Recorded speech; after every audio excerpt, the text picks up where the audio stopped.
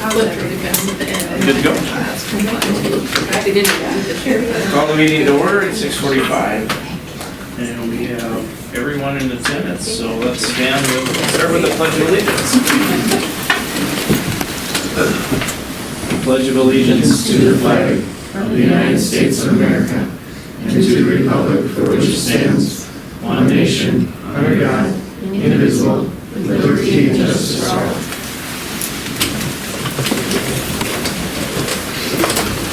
Welcome, everybody. First item up will be to approve the meeting agenda. We're good with the agenda? Yep. I'm going to approve the agenda as presented. Motion by Greg, second by Brenda. Any discussion on the agenda? Hearing no discussion, all those in favor of approving the agenda signify by saying aye. Aye. Those opposed, same. Motion carries. Now we have opportunity for visitors to address the board.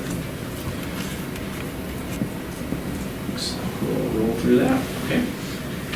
And then we have some acknowledgements. We have the AAA award winners. We have Grace Backstrom and Charlie Larson. School Counselor Appreciation Week is February 3rd through the 7th, so that was last week. Thank you to Mrs. Flage. And ISD 548 School Board District Award of Distinction. Mr. Corf, do you have anything to add? Well, congratulations to Grace and Charlie for winning the local AAA. And thank you to Mrs. Lage for all of her work and dedication to our students and staff. And congratulations to all of you on the District Award of Distinction. Good work. So with the District Award of Distinction, it's an award given by MSBA every year to a select number of school districts, and they base that off of the amount of training and MSBA functions that have been attended by school board members. So anyway.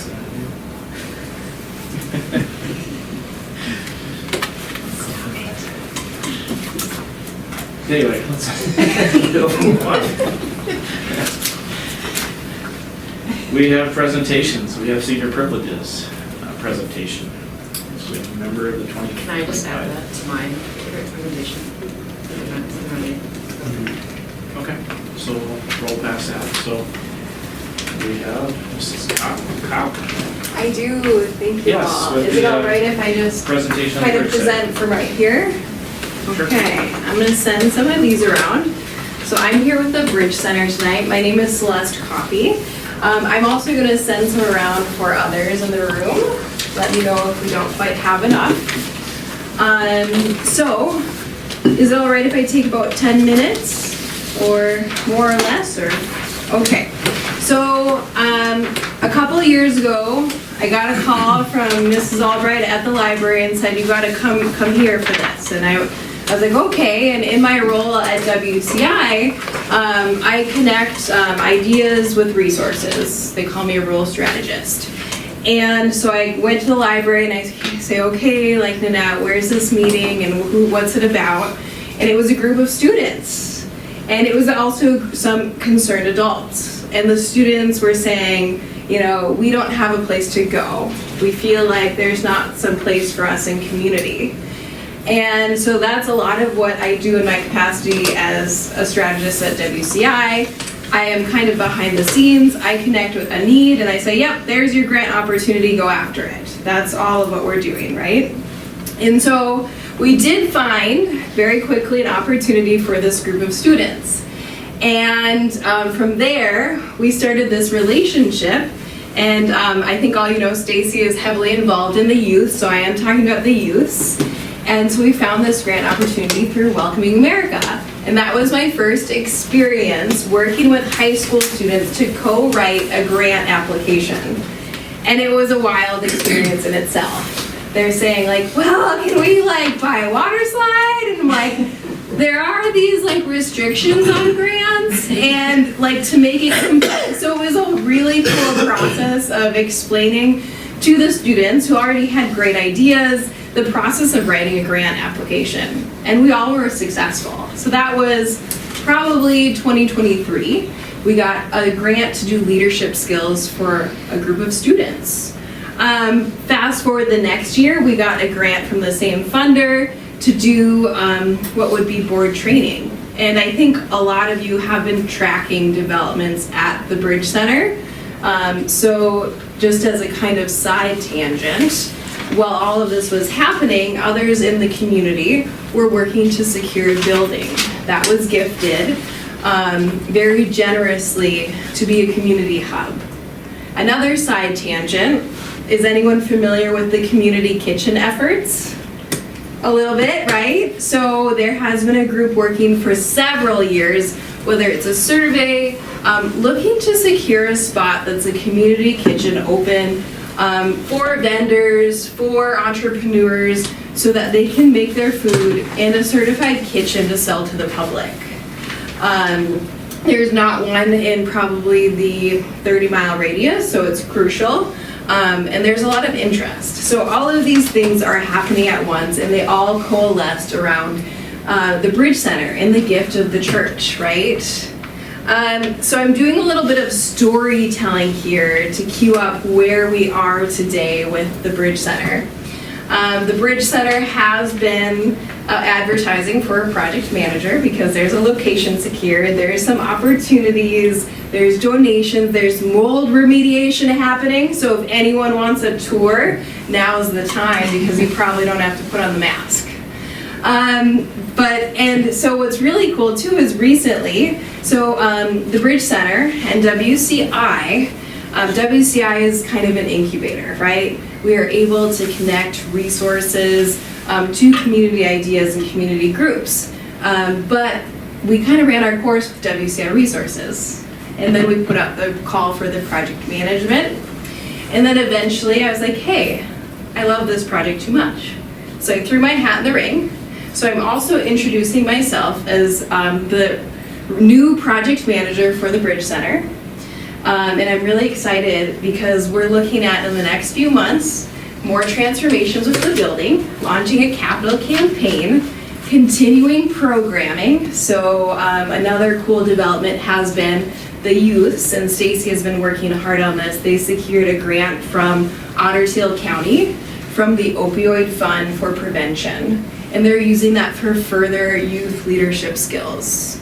Another quick question for the room. Has anyone been to Cornerstone and Frazee? Mm-hmm. So I'm saying yes, like there's familiarity there, right?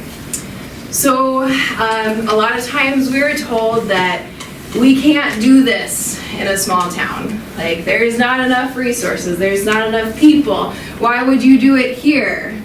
Well, the answer to any project, and I will tell you this, any project in any small town is you just make it happen. You just do. We work for 82 cities at WCI. Nothing is going to come easily, and we see a lot of projects like this, whether you're going to support youth or whether you're going to add on to a school, right? The answer is you just make it happen because it's important and you need it. So what we have here is we have a group of students expressing their needs. We're post-pandemic. I told Stacy I wasn't even going to put up slides about the student survey data because you all will know that better than I do, right, as educators. So we also know we have problems with attendance, connection, loneliness, mental health. And what Cornerstone and Frazee has found, that when they put up the building, they transformed it, they offered programming for the summer after school, their student survey data changed. They found kids who didn't really have a place to go after school or adults to connect with because maybe mom and dad had to work 2 jobs, couldn't be there for them. Those kids had a place, and they had a place to go, a place with food. So we know food insecurity is becoming a big issue. It has been a big issue. So they have a solution, it's working. And we have this opportunity to make that a possibility, to make it happen here in Pelican Rapids. So that's one reason why I signed up my name to work an extra 20 hours a week, because I know it's that important. I've spent time with the students. I've spent time with the people who are ready to utilize the community kitchen. And I've heard from quite a few people that even though the VFW is great and I even like going there, it's not the appropriate place for some events. So they need an event center.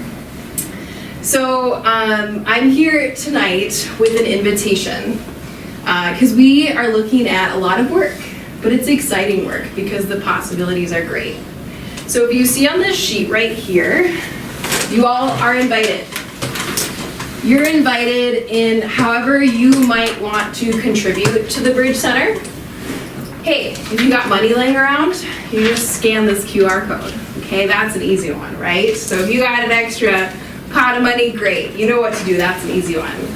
But say like you want to become a board member. The board is looking for a few more members. You can just email me right here. If you have a skill you might want to teach to a group of young people, maybe you have some construction skills. We found that, again, when we're making it happen in our small towns, because we just know it needs to, that you have to get really darn creative. And that's also what I've done for most of my life. You just get really darn creative with what you have to make it happen. So that is my invitation to you tonight. If you have an idea or something you're willing to share or can share with the Bridge Center, as we look at launching a capital campaign, transforming the building, and continue programming for youth, the community events, you know where to find me, you know where to find us, and I think I'm gonna kind of wind down my spiel for tonight, but if you have questions, I can stay as long as you'd like.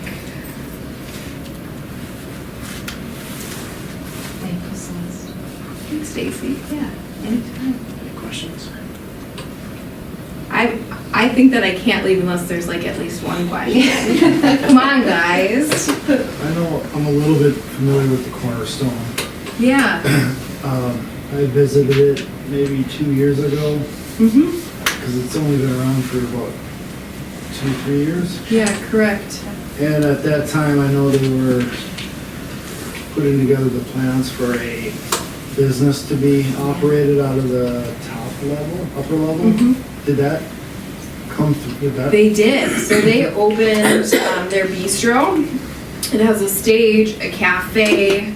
I think it's been open since spring, but definitely summer, because I've been there in the summer and a couple times last fall. So does that provide an opportunity for the students in the Frazee School District to be employed and be compensated for that? It sure does. Okay. They were talking about how as they were gearing up to open the kitchen, because the kitchen was the longest part for them, for various reasons, just waiting on permits and so on and so forth. They had a list of students who had wanted to serve because, I mean, they were already right downstairs in the youth center. So when you opened up further opportunities for employment that worked with the school schedule, they jumped onto that. So is the revenue, and I don't know what can be shared, but is the revenue generated through that bistro? I mean, you have the overhead expenses of the bistro, but is there revenue then that goes to support the heating, cooling, Yeah. maintenance of the entire building? So you are spot on there. That's the reason why they put in the bistro or had planned for it, is because, so in the 1980s, the history of community centers in Minnesota is, Minnesota put up a bunch of youth community centers, and a lot of them didn't make it because they didn't have any diversity in their funding sources. So when any of your donors change or something is going on like that, that makes a nonprofit or a center like this very vulnerable.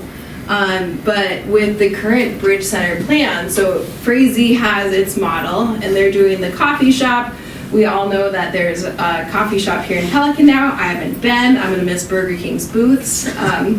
But so the idea is if you can diversify through fee-for-service activities, absolutely do. So there would be opportunity with the Bridge Center to do that through the event space rental and also the commercial friendship kitchen, right? That community kitchen as people come to rent that out. So a few opportunities there. I know Cornerstone also rents their youth center space during the day or when they're not open to different groups, like birthday parties are there. It's just a really inviting, well-decorated place. And so I actually live in Detroit Lakes. I grew up in the area. And I see a lot of people on Facebook being like, oh, we just had our family reunion at Cornerstone. I mean, they have lots of seating, tables, all of that good stuff. So it's the amenity that it has the possibility to provide is really great. Yeah. Yeah, thank you for those questions. They help me bring out the things I forget to tell you in the first part.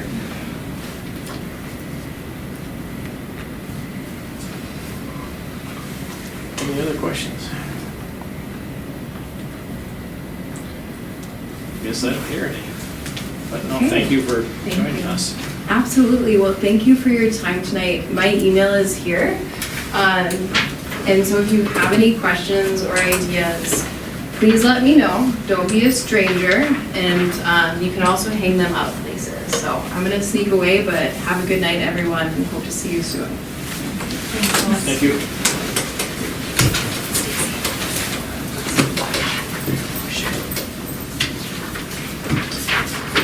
Okay. So we have administrative reports, so Mr. Nelson, you got an elementary report for us? Enrollment, we're at 428, which is K through 6. Our VPK, 3-year-olds and Head Start, they remain the same. We have 2 paras that are taking medical leaves. So tonight we'd like to hire Tasha Vogel and Ellie Jessen as long-term subs. And both of those know that the timeline may vary depending on when the regular pairs can come back. As you know, we've been tracking our perfect attendance. We got hit in January with the bug that was going around, so we did have 126 students that had perfect attendance, which as you can see was down quite a bit from the previous month, so hopefully in February here we can regroup. Friday we have a workshop, and this is the only workshop elementary where the teachers actually have time to work. All the other ones, you know, during the school you're committed to letters training. So this one they will be getting ready for conferences. Conferences are on Monday, and in the past we've had great attendance, so I expect to have the same thing this year.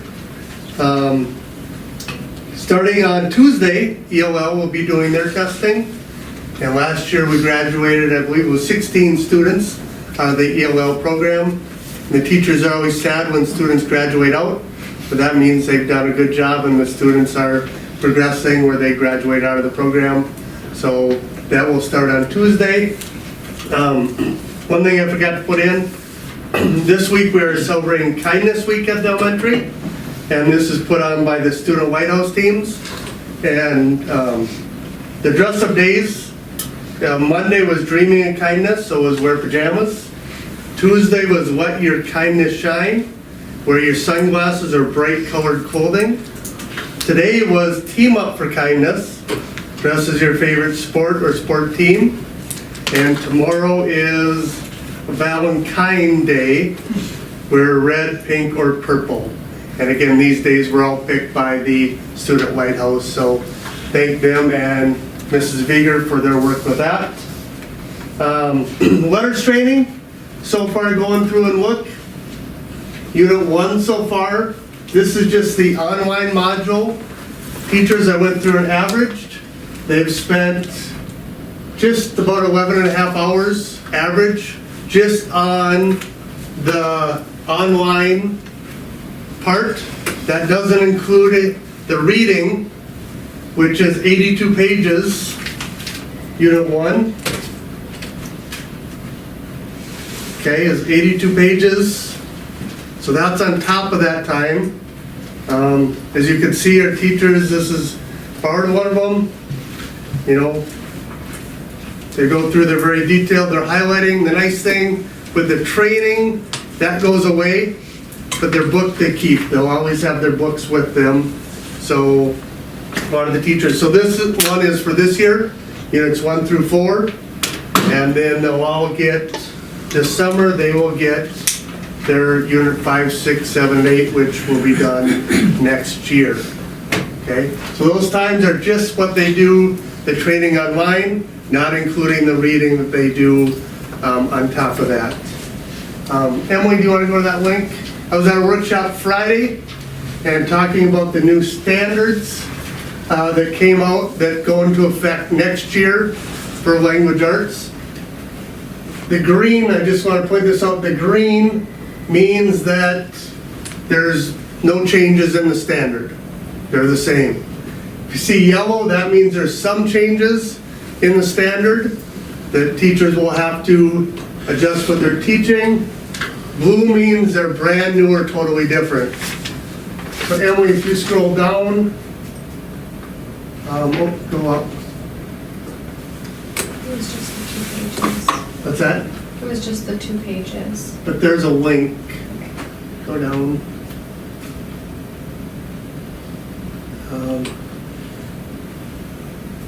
The unpacking one, right, Stacy? Yeah. Yep. So click on that. So this is a tool that the Department of Ed just put out, which is actually pretty handy.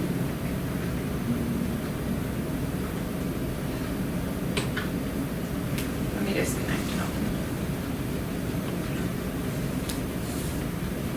Greg, you got a good joke or anything? Yeah.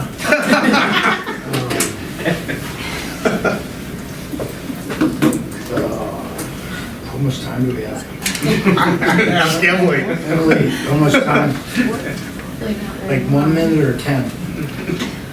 Was it all the different tabs at the bottom? Yeah, it's got all the tabs on the bottom.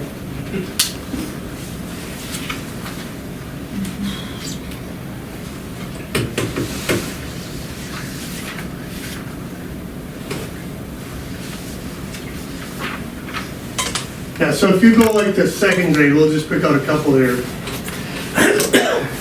So like here's the standard, so here was the standard. And I thought this interesting, 2010, the new standard is 2020, but it goes into effect 2025. We talked about that at our meeting. But as you scroll down again, remember, green is no change, yellow there's some change, blue is all new.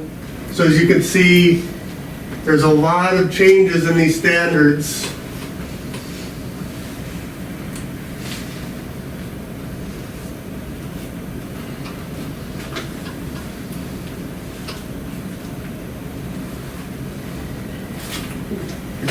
For our teachers, and that's just 1 grade, that's second grade. So we got this information on Friday. This is one thing we'll be going over Friday during a workshop to give to teachers. And there's a couple other tools that were very handy for teachers that we'll go over as well. But there's a lot of changes that are going to happen in the language arts standards that have to be in effect for next year.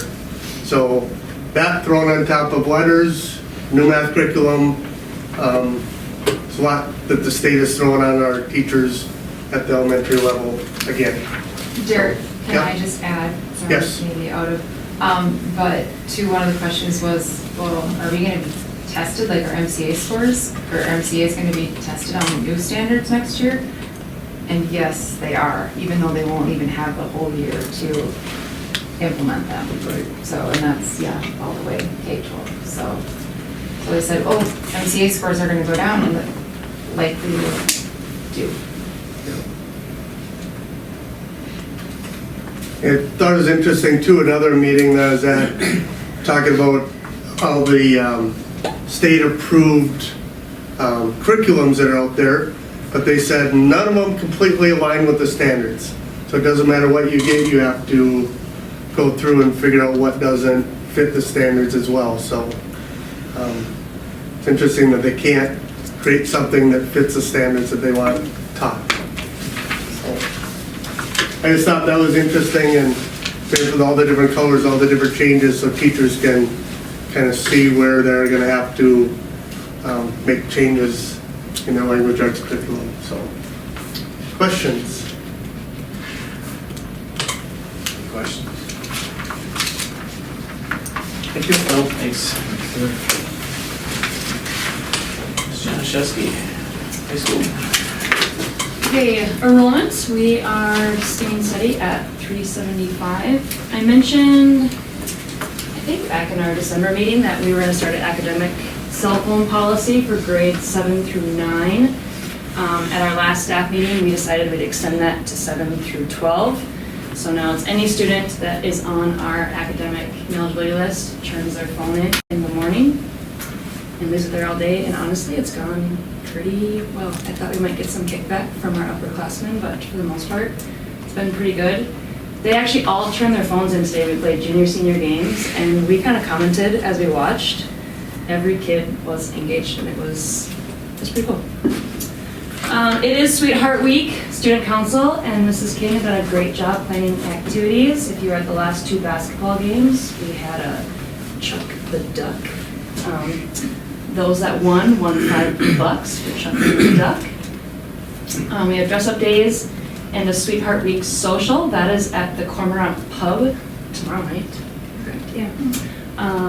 For students in grades 9 through 12. Dress-up days, Monday was Pajama Day, Tuesday was Adam Sandler Day. Today, student-teacher swap. Thursday is Relationship Status Day, so we'll see different colors depending on what the relationship looks like. Senior privileges, I did meet with 4 seniors to discuss senior privileges.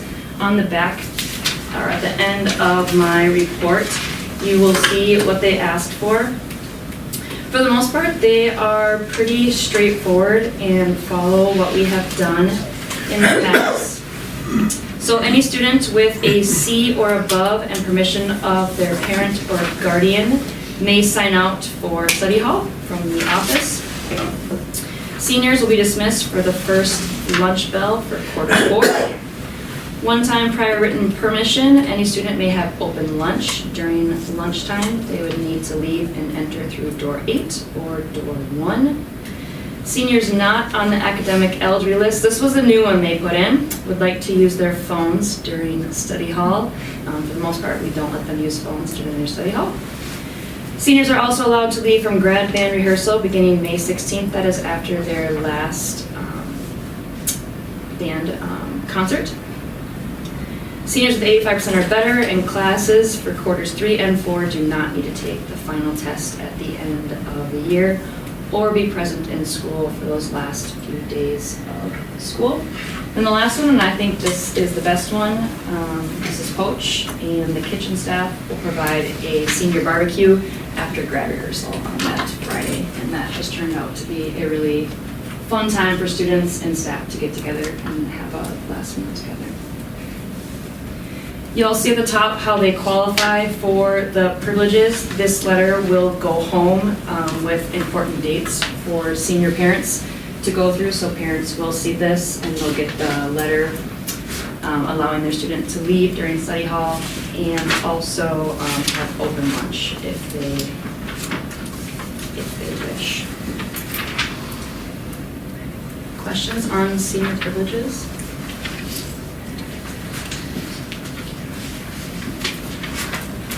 Questions? I don't hear any. Okay, I'll keep going. Okay, junior math team. Mrs. Petznick does a really nice job of giving us a summary of how they're doing. They got 2nd place in West Region this year. We had 2 teams. The first one was 2nd place. The orange team placed 12th. Earning top 10 medals were McKenna Norton. She was 3rd place, and Zane Schulte was 6th place for the year. The Valhalla Challenge, we decided this year it'd be really fun to have a wellness challenge for all of our staff, and we divided staff into 8 different teams with different team leaders. For 6 weeks, we are in a wellness challenge, and it's recording just your minutes. So walking, running, yoga, I'm trying to think what else people are doing, lifting, playing open gym. They record it, give it to their team captains, so on Monday we figure out which team has won and lost in the head-to-head battle. This is the first week of bracket play, so in the next few weeks here we will crown a overall winner and then a consolation winner. How you doing there, Mr. Martinez, with your team? Submitted a formal complaint. Competition is rigged. It has been really fun, just to heckle each other and work together. Friday. Nobody's pulled an Achilles What's or that? anything? Nobody's pulled an Achilles or nobody. Well, we've had a couple of injuries, yes, that we have had to account for, so they get the average of their team's total, yes. That's where his complaints are coming from, is that he feels like it's getting rigged. Oh. Yeah. Friday is staff development day. We will have a staff meeting. We'll just kind of recap the quarter so far, and we just talk about things that we'd like to continue, stop, or make some adjustments to. We're going to talk about PLC presentations. Throughout the year, we've been in 4 different PLCs, and so I'd like the PLCs to come together and then present to the staff of kind of what they've done throughout the year. So we'll talk about that. We'll have some curriculum meetings, and then also meet as PLCs and BLTs. Upcoming, this last week was mid-quarter for quarter 3.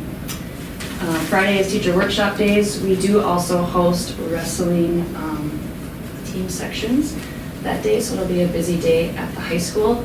Monday is parent-teacher workshops, or sorry, parent-teacher conferences.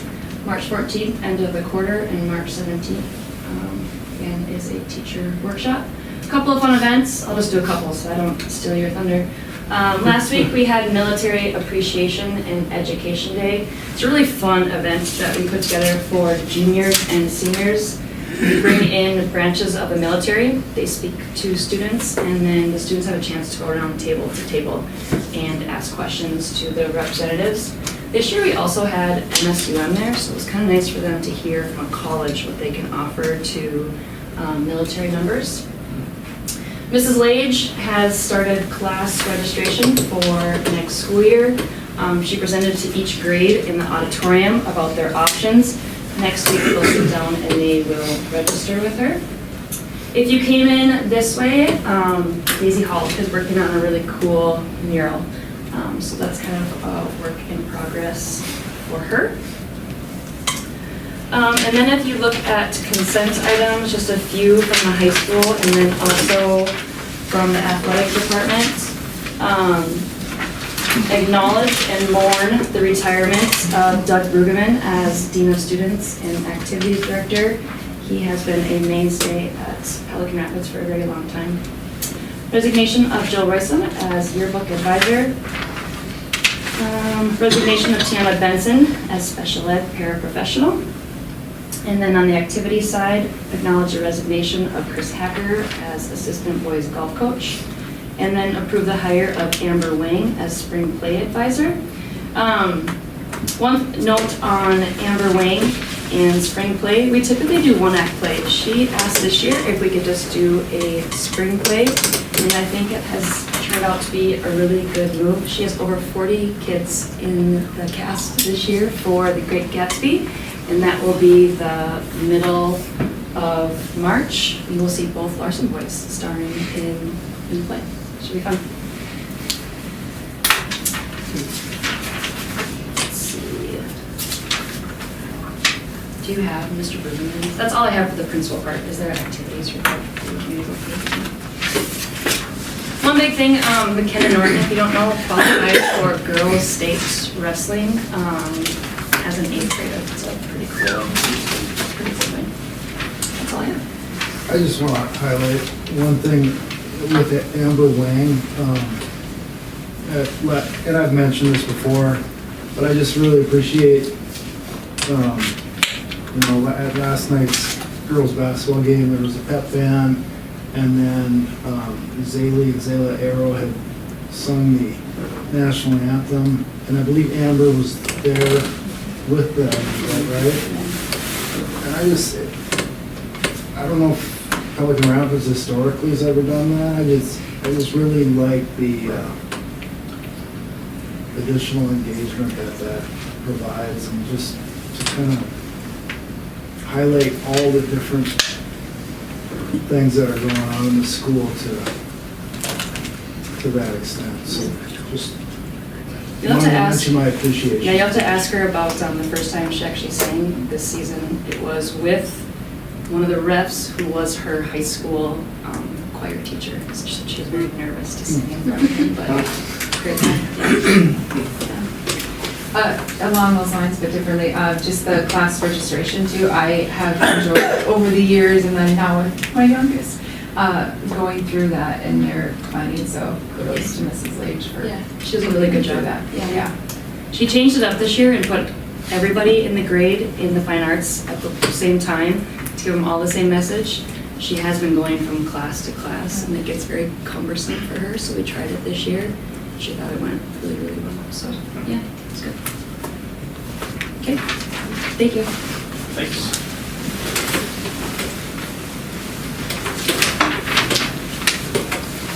Mr. Humblin, you have a report for us. I do. FFA, they had a winter leadership conference at the DL Community Center on January 8th. FFA officers and chapter leaders have an interview day on February 5th. They also have competitions on the 26th, which are at the University of Crookston. The media class has created many videos and posted them online advertising the halftime events, the Chuck the Duck. The dance team concluded their competition season at the section meet in Hawley. They placed 7th in kick and 9th in jazz. Their last home show is tomorrow night at 6:30, and tomorrow night is also senior night and autograph night. Moving to basketball, the girls team has a record of 17-5. They celebrated senior and autograph night last evening with an 88-71 win over Park Rapids. Morgan Korf has also surpassed her sister as the girls' all-time leading scorer. The girls' next game is on Friday in Frazee at 6 o'clock. On the boys' side, the boys' team has a record of 16-4. Their last win was on senior night on Monday when they beat Wadena 79-27. Charlie Larson also scored his 1,000th point on Monday. Their next game is also on Friday at Frazee following the girls' game. And Sweetheart, King and Queen will be crowned at Coronation tomorrow at the end of the school day. Any questions? Does the weather look good for Friday's games? It does. Lots of people you were iffy about weather, right? Looks much better. That's much better. Any questions? What about later tonight? I don't know. It's not worried about that. Oh, that's Friday.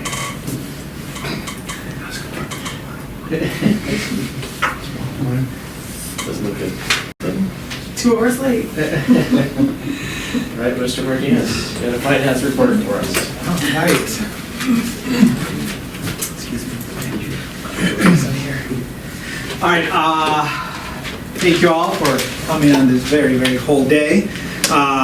You're gonna see a little bit of a format change in our board report, and we started doing this last year. Essentially, right about now is when we switch gears and then we start to look more about our budget to actual. And we do that just to make sure, one, that we stay on track, to make sure that we're going to hit our targets. As you guys know, legislative sessions have started to go on, so a lot of the impacts that happen in legislation impact our current operating budget and goes into the next fiscal year. So it's good for us to see the high-level overview of where we are in our roadmap. So what you guys have in front of you is practically a consolidation of our entire operating budget across all of our funds, 1 through 7. So you can kind of take a look and see, and we categorize based on different definitions that qualify each particular category. So for example, state revenues, that's all of our state aid, right? So all of our student enrollment and everything, that's where the majority of that student formula falls into play. The column in the middle, it's the approved budget that we did on June of 2024. And then year-to-date is as of January 31st. So you can kind of see where we are from budget to actual. One of the things that you guys, that I've kind of repeated, but when it comes to revenues, the state always pays us behind. We have dry periods. where sometimes months the state actually doesn't even pay us, right? So it's always good to have a good fund balance. Those particular months is the month of July and then the month of September, and sometimes in February we get less state aid funding. So that's why it's very crucial to have a very, very good cash on hand. As you can see, state aid revenues, we are at about 43% of our target. Local revenues, that's our levy. From our levy, the majority of our levy is actually designated to our debt payments or our building fund. So that's where we are at. You can see that we're at about 48% in terms of our local revenues. Federal revenues, that is our title program to our food service program. You can see that we receive about just shy of 100K. We're at about 19%. One of the big changes that happened this year is all of our federal programs are being heavily regulated because of everything that's been happening at the state level. So in order for us to do any federal draws, we have to now provide maintenance of effort, which we have to show proof that we've actually expended those funds. So it's been very complicated to actually draw the funds down, in addition to all the audits that we've been having. Local sales, this is everything from investment revenue to all of the sports activity fees that we collect and everything. So you can see that we are above target, which is pretty good to be at. Sell-off bonds, we haven't had any sell-off bonds, so that's just a placeholder so we don't have any impact because we can't divide by zeros, right? So that's why it's at 100%. In terms of our expenses, you can see everything that we've approved. Again, everything is being consolidated. That includes labor costs, everything to fringe benefits. You can see by category. Overall, we are in pretty good target. So in terms of revenues, we're at 40% from our actual operating budget, and in terms of expenses, we are at about 57%. Last year, I looked at, we were about similar. I believe last year we were at about 52% in this particular month, so we're kind of right on target. But I want to show you guys this. So between now and the end of the school year, if there need to be any budget modifications, this would be the primary document that we would go to, and we would highlight why is it that we need to do a revision on our budget. But right now, based on my analytical expertise, we seem to be on target. We seem to be on point. If everything stays the same, right? So hopefully we don't have any expectations or anything like that. So overall, our operating budget is pretty good. So my recommendation is for this particular month is not to do any budget revisions. So we're going to stay the course on our approved budget that we did at the beginning of the school year.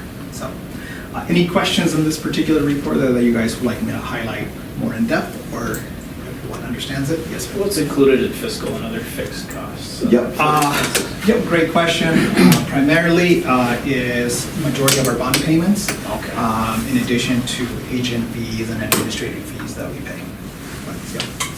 Yep, great question.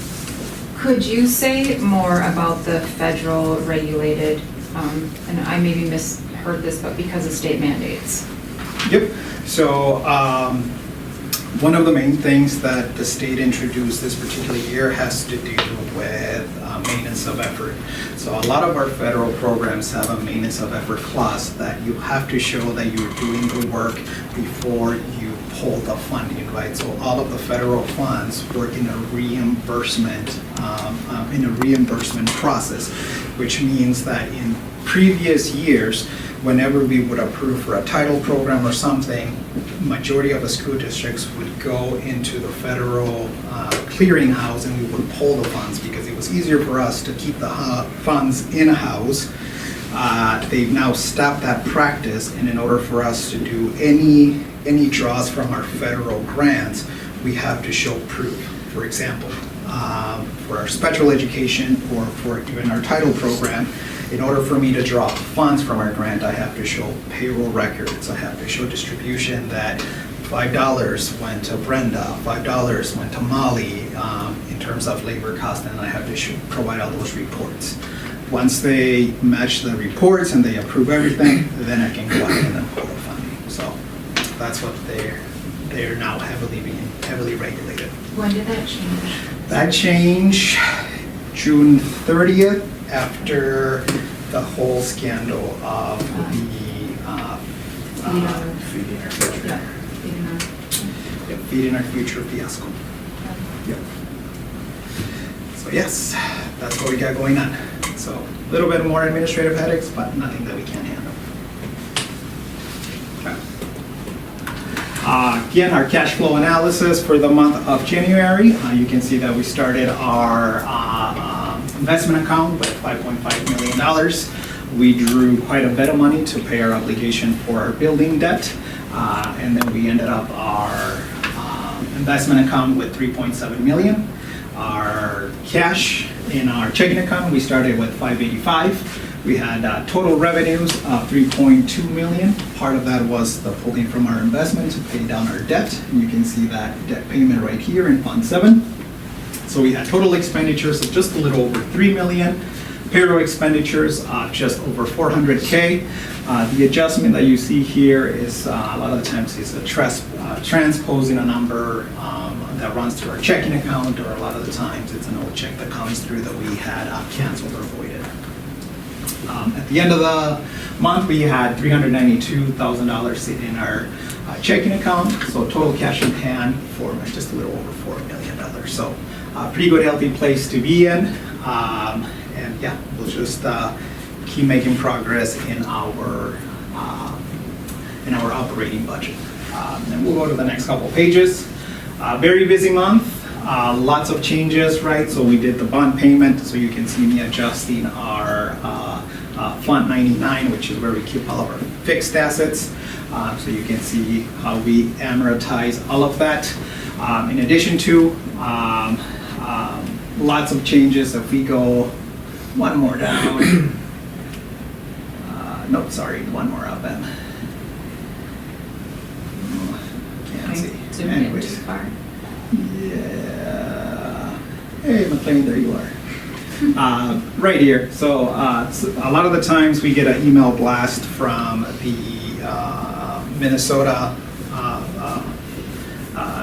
Finance Office saying, "Oh, we've retired this code. Now you have this code." What that means to us in the accounting world is that we have to practically delete the old accounts and then create new account codes. And a lot of the times it's one tiny number that they don't like or they retired. And you can see that where you see this transfer here, this is the old accounting code, and here's the new accounting code that we had to move into. So like I said, lots of activities, lots of things happening in the accounting world.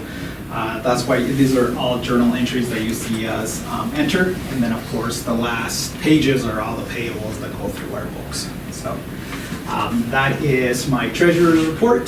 Do you guys have any questions before I move on to a couple of other things? All right, so takeaway from the treasurer's report, just expect to see this budget to actual report until the end of the fiscal year, just to make sure that we are on track. Another thing that you guys are gonna see today in your in the board agenda that we need your approval on, the first one is the MOU regarding the READ Act. So we've been working a lot with, in partnership with the union to make sure that we put a equitable MOU. So far we've had great partnership with them, great conversations to be had. We finalized everything, so there's 3 tiers in our MOU that accounts for our early childhood education teachers that have a small amount of hours that they're putting outside of contract time that we are compensating them for. That amount is $680. The second tier is our elementary teachers. So all of the elementary teachers that are going through the READ Act training, we put together the stipend to help them compensate for outside of contract hours. So they're going to receive 2 stipends following 2 years. Each year they're going to receive $1,432.50. Again, administration and union have been working really well together to make sure that we accommodate our teachers, to provide them with staff development days to help take the burden of outside of contract hours. Then the last tier we have is the high school teachers that are also going through the training. One thing to point out is that elementary decided to go with letters training, which is the approved curriculum by the state, where the high school decided to go with OLA training. So different methodologies in terms of how the information is being provided. But overall, we've heard great feedback from our teachers, great feedback from our administrators, and yeah, the union passed their vote, and we're now presenting to you guys the MOU. We feel very confident. Our teachers are very happy and excited about it. So let's get them compensated for the extra work that they're putting in. Any questions regarding the MOU before I move on to the next item? All right, if no questions, we'll move on to the second thing that we have in front of you guys. It's going to be the new contract for our vending machines. Since my time here, I've never seen one, so I was actually excited to see it. They wanted us to sign into a 10-year agreement, which we turned down and we said no. We need renegotiated terms with them, going from a 10-year to a 5-year. And essentially what they look at is our historical volume. And then that's what we signed off on. Primarily from the vendor standpoint, they just want the business. They want to make sure that they're able to account for the revenue, so that's why they were trying to get us to sign a 10-year agreement, but as mentioned, we were able to negotiate down to a 5-year agreement. All the other terms in the contract are pretty standard. I didn't see anything that jumped out at me that was concerning or alarming. Both parties have the clause with a 60-day notice to go ahead and terminate contracts. So again, we have a great partnership with Viking Coca-Cola.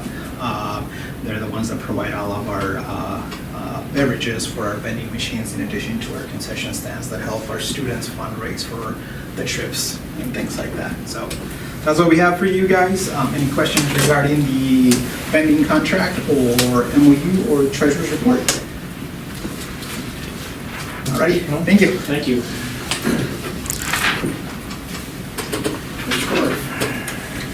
Okay, I just got a few items here tonight.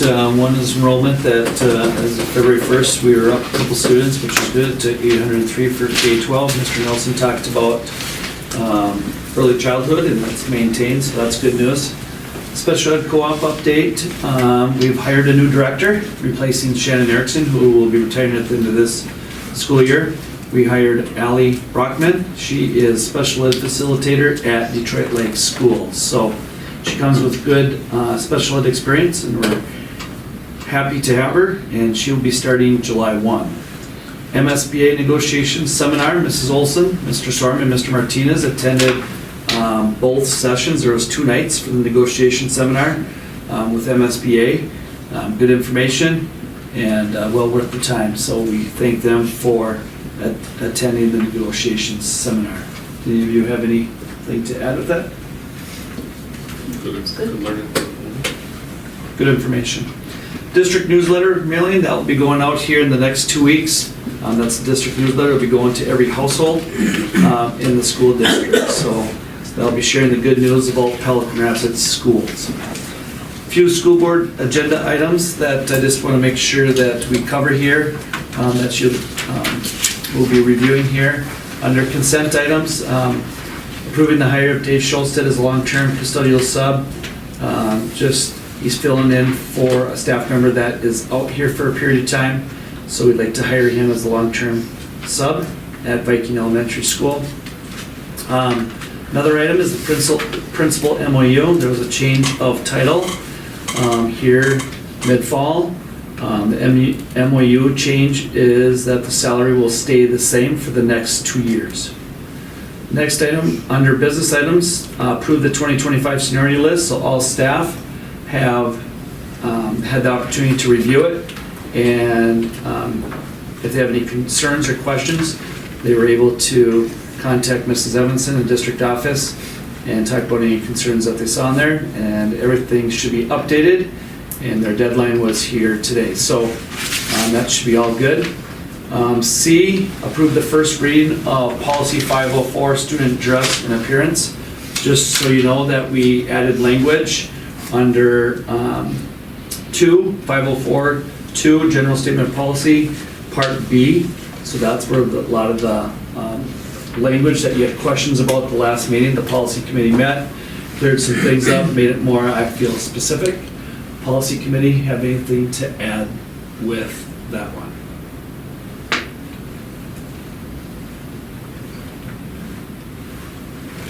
Good, okay. D then, approve the first and second reading of following policies. Most of those policies, the majority of them are, since they're first and second, have little change, minimal change to them. Policy committee reviewed all these policies, plus recommended by MSBA, except for the student dress and appearance. The policy committee looked at that one and changed the language that we talked about. Okay. Few things coming up. March 17th, that'll be the next school board meeting. Then April 21st in May, but just a reminder here, looking down the road, is May 23rd is graduation. Just so you know, we'll ask you when it gets closer to that, who will be attending graduation and be on stage, so we can set that up according to who will be attending. Do we not recognize St. Patrick's Day as a holiday at the school board meetings? Yeah. Irish. That's too bad. Good. Okay, any questions? You ready? Okay, thank you. All right, let's move on to consent items. Item A, approve board meeting minutes from the January 6, 2025 regular school board meeting. B, financial claims, January bills. C, treasurer's report. D, accept donations. We have student accounts, $80, Laura Clemick. Viking Boutique, $80, Laura Clemick. First grade supplies, $3,000, Laura and Lauren Clemick. PRHS, class of 1958 scholarship fund, $9,000. And that's to the PRHS class of 58. Okay. Samtastic scholarship, $100, Central Evangelical Lutheran Church. Samtastic scholarship, $50, Jake Ellison. Item E, personnel, acknowledge the retirement of Doug Brueggemann as PRHS Dean of Students and Activities Director. Acknowledge the resignation of Jill Roysam as PRHS Book Advisor. Acknowledge the reservation of Chris Hacker as PRHS Assistant Boys Golf Coach. Acknowledge the resignation of Tiana Benson as PRHS Special Ed Paraprofessional. Approve the hire of Amber Wang as Spring Play Advisor at the high school. Approve the hire of Dave Schosted as long-term custodial sub at Viking Elementary. Approve the hire of Allie Jessen as long-term special education paraprofessional at the elementary. Approve the hire of Tasha Vogel as long-term special education paraprofessional at the elementary. Item F, approve principal MOU. Item G, approve the READ Act MOU. And H will be to approve the vending machine contract with Viking Coca-Cola Bottling Company for years 2025 to 2029. Do we have a motion and a second? I'll make a motion with thanks to the acknowledgements for their time and for those who put the time into the figuring out the MOUs also. Do you have a second? Second. Second by Greg. Any discussion? Those are some impressive donations. So. Any discussion? Hearing no discussion, all those in favor of approving the consent items signify by saying aye. Aye. Those opposed, same. Consent items carry. Business items. Item A, approve the 2025 seniority list. Do we have a motion? I'll move to approve the 2025 seniority list. Motion by Greg. Do we have a second? I'll second. Good by Molly. Any discussion on the seniority list? Hearing no discussion, all those in favor of approving the seniority list signify by saying aye. Aye. Those opposed, same. Motion carries. B, approve the senior privileges for 2025. I'll make a motion to approve the senior privileges for 2025. Okay, motion by Brenda, I will second. second by Stacy. Any discussion on the senior privileges? Hearing no discussion, all in favor of approving the senior privileges for 2025, signify by saying aye. Aye. Those opposed, same. Motion carries. Item C, approve the first reading of policy 504, student dress and appearance. Somebody like to make the motion? I'll make a motion to approve that. Policy 504. Okay, motion by Stacy, I'll second that. second by Andrew. Any discussion? Rick, you look like you want to talk. Hearing no discussion, all those in favor? All those in favor of the motion signify by saying aye. Aye. Those opposed, same. Motion carries. Item D, approve the first and second reading of the following policies. We do it all in one swoop, or do we have to do each one individually? All in the same. Okay. Anybody like to I'll move move this? to approve the first and second readings of the policies listed in section 9D of the agenda as presented. Okay, we have a motion. Do we have a second? I'll second that. Okay, motion by Greg, second by Andrew. Any discussion on the 9D motion?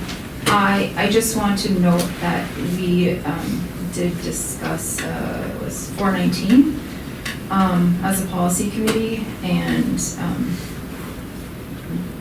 did ask, so in section 4, for exceptions, there was some incontinuity in language for American Indian, so that the committee did discuss and seek some feedback, and so the language is consistent in using American Indian for the exceptions. Okay. Any other discussion? Hearing no discussion, all those in favor of approving the motion signify by saying aye. Aye. Those opposed, same. Motion carries. So that's the end of our business items, so we have upcoming meetings. St. Patty's Day, March 17th, 2025 is our regular meeting at 6 p.m. Should we bring cupcakes? And April 21st is a regular meeting at 6 p.m. And I'll entertain a motion to adjourn. I'll make a motion. Okay, motion by Molly. You have a second? I'll second that. Second by Andrew. Any discussion? Hearing no discussion, all those in favor of adjourning, signify by saying aye. Aye. Those opposed, same. We're adjourned. Thanks, everybody.